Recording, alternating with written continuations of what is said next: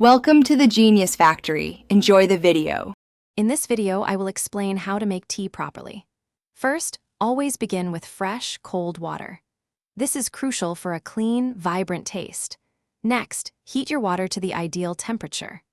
Green and white teas prefer cooler water, around 175 to 185 degrees Fahrenheit, while black and herbal teas need boiling water, about 212 degrees Fahrenheit. Using the right temperature extracts the best flavors without bitterness.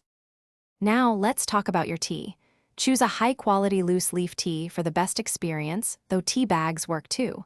For loose leaf, a good rule of thumb is 1 teaspoon of tea per 8 ounces of water. If you prefer a stronger brew, you can add a little more tea or less for a lighter cup. Experiment to find your perfect balance. Steeping is where the magic happens. Each tea type has an optimal steeping time. Black teas generally steep for 3 to 5 minutes, while green teas are best steeped for 1 to 3 minutes to avoid bitterness. Herbal infusions can steep longer, often 5 to 7 minutes.